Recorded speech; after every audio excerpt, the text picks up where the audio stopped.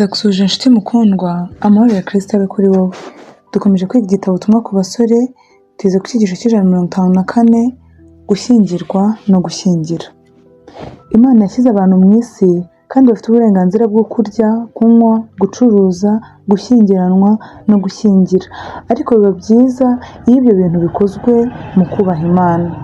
Dukwiriye kuba muri iyi si tuzirikana isi izahoraho. Icyaha gikomeye cyabaho mu gushyingiranwa ko mu minsi ya Nowa cyabaye icy'uko abahungu b'Imana barongoye abakobwa b'abantu. Abavugaga ko bazi Imana kandi bakayubaha bifatanyije n'abari banduye mu mitima kandi barongora abo bashatse bose nta kuvangura.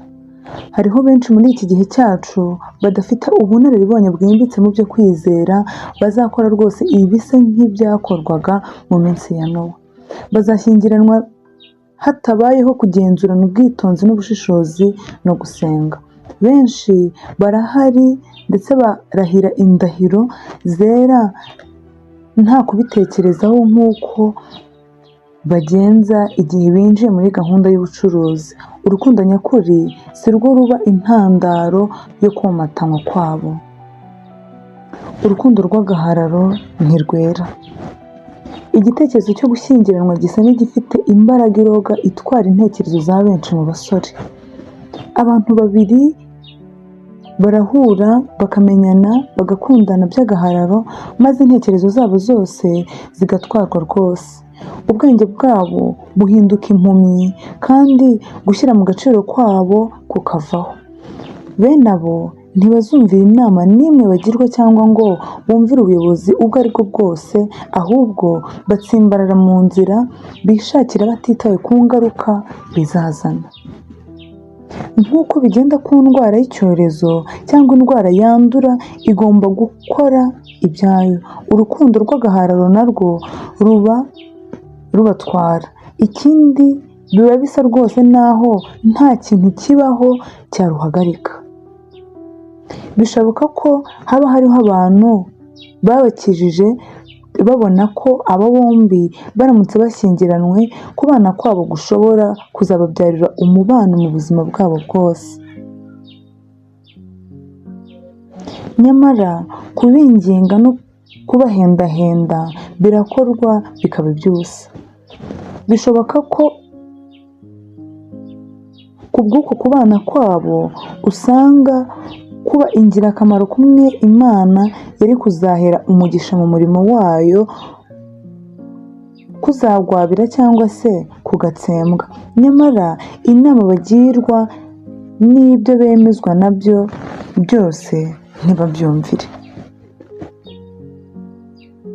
Ibishobora kuvugwa n'abagabo n'abagore bafite ubunararibonye ntacyo byose bitanga, maze usanga gushaka guhindura ibyemezo byabo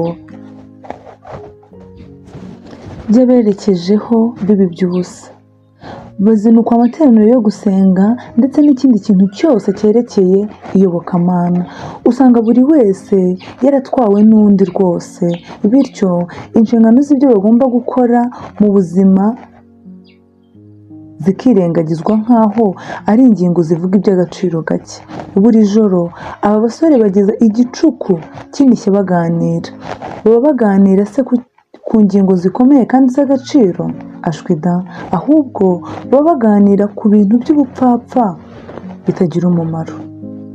Kwica amategeko y'ubuzima n'ayo kwifata. Abamarayika ba Satani bahora bari maso bitaye ku bamara umwanya munini w'ijoro barambagizanya. Iyaba amaso yabo yahumukaga babona umumarayika yandika amagambo bavuga n'ibikorwa byabo, barenga ku mategeko y'ubuzima ndetse n'ayo kwifata.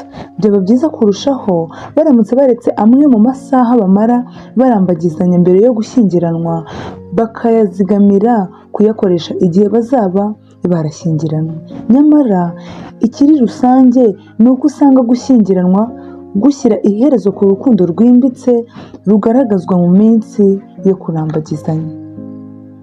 Muri iki gihe cyo kwingingira ndetse no kwangirika mico mbonera aya masaha y'ijoro bamara biyandarika bagamije gushimisha imibiri kenshi aganisha ku irimbukiro rya bombi. Igihe abagabo n'abagore biyandaritse, Satani arishima cyane naho Imana igasuzuguzwa. Izina ryiza ry'icyubahiro rihindurwa ubusa bitewe n'umwuka w'urukundo rw'agahararo, kandi gushyingiranwa kw'abantu nk'abo ntigushobora gukorwa kwemewe n'Imana. Baba barashyingiranywe bitewe n'uko bakoreshejwe n'iruba, bityo agahararo ko gushyingiranwa kwabo kashira bagatangira gusubiranamo no gusobanukirwa neza ibyo bakoze. Mu gihe cy'amezi 6 barahiriye kubana, amarangamutima bagiriranaga aba yaramaze guhinduka. Muri iyo mibereho yo kuba barashyingiranywe niho buri wese wo muri bo aba yamenyeye imico y'uwo yahisemo ngo babane. Buri wese muri bo atahura intege zitagaragaraga muri cya gihe cy'ubuhumyi no guta umutwe cyaranze kwifatanya kwabo kwabanje. Amasezerano batangiye ku ruhimbi ntaba akibafatanya. Kubera gushyingiranwa huti kubaho no ku bwoko bw'Imana ubwabo, usanga mu itorero hariho ingaruka yo kwahukana, gutandukana ndetse n'urujijo rukomeye. Gusuzugura inama. Bene uko gushyingiranwa ni kimwe mu bikoresho byihariye Satani akoresha, kandi hafi y'igihe cyose agera ku migambi ye kubwo kugikoresha. Iyo umuhungu n'umukobwa basenze baje kungisha inama kuri iyi ngingo, numva mbabaye cyane kubwo gutentebuka. Mbasha kubabwira amagambo Imana impa ngo mbabwire, ariko kenshi bahinyura ingingo yose mbabwira, bityo bagasaba ubwenge bwo gushyira mu bikorwa imigambi yabo, ndetse akaba ariko bagenza. Ba basore rwose n'abafite imbaraga gutsinda ibyifuzo byabo bwite n'agatima karehareha maze bakazapfa gushyingiranwa, ntabwo batekereza kuri iyo ngingo mu bushishozi kandi basenga ngo bashyire mu biganza by'Imana kugira ngo bayoborwe kandi bagengwe na mwuka wayo. Kubaha Imana gusa no kutarangwa imbere y'amaso yayo, batekereza ko basobanukiwe iby'iyo ngingo mu buryo bushyitse, kandi nyamara batarunguwe ubwenge n'Imana cyangwa ngo babe baragize uwo bagisha inama.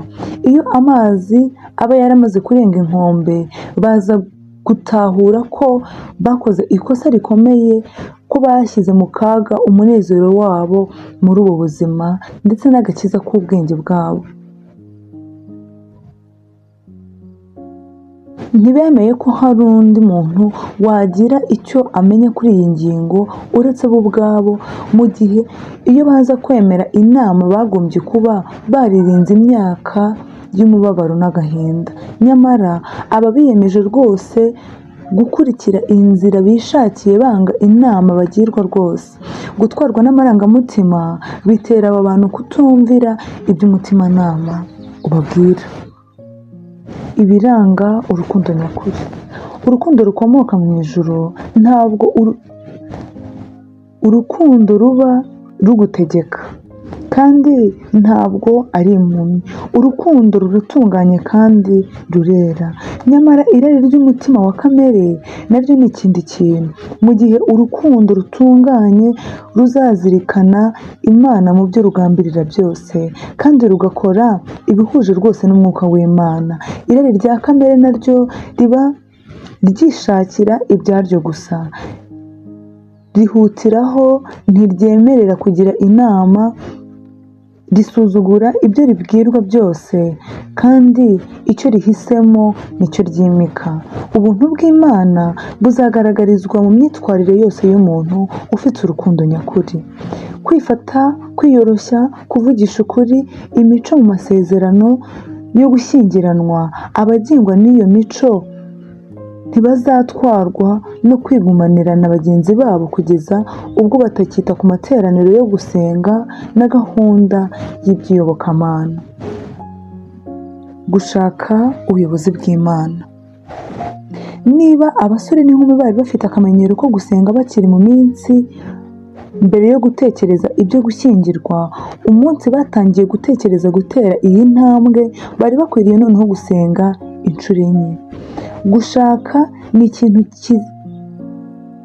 kizagira uko gihindura ubuzima bwawe, haba ku by'iyi si no mu isi izaza dutegereje. Umukiranutsi ndetse n'umukristo nyakuri ntazatekereza imigambi ye muri iki gitekerezo ataramenya ko Imana yemeye ibyo ashaka gukora. Ntabwo azashaka kwihitiramo, ahubwo azumva ko Imana ariyo igomba kumuhitiramo. Ntabwo tugomba kwinezeza ubwacu kuko Kristo nawe atanejeje ubwe. Ntabwo nshaka ko abantu bumva icyo mvuga ari uko umuntu yashyingiranwa n'uwo adakunda. Iki cyaba ari icyaha, ariko irari na kamere yo gutwarwa n'amarangamutima ntibigomba kwemererwa kujyana umuntu mu irimbukiro. Imana isaba kuyiha umutima wose no kwikunda bihebuje. Gushyingiranwa kwinshi ko muri iki gihe cyacu cy'uburyo gikorwa ubwabyo ntibibigira kimwe mu bimenyetso biranga iminsi ya nyuma. Abagabo n'abagore ntibavuga ku bizima kandi barinangiye cyane ku buryo Imana idashyirwa muri gahunda yo gushyingiranwa kwabo. Iby'idini bishyirwa ku ruhande nk'aho nta ruhare bifite muri iyi gahunda ikomeye kandi y'ingenzi cyane. Nyamara keretse gusa abavuga ko bizera ukuri n'ibezwa nako kandi bakazahurwa mu bitekerezo no mu mico, naho ubundi ntibazaha umwanya ukwiriye imbere y'Imana, kimwe n'umunyabyaha utarigeze amurikirwa ku byerekeye ukuri. Ubuntu n'amahoro ya Kristo bikomeze kuba kuri wowe none n'iteka ryose. Amen.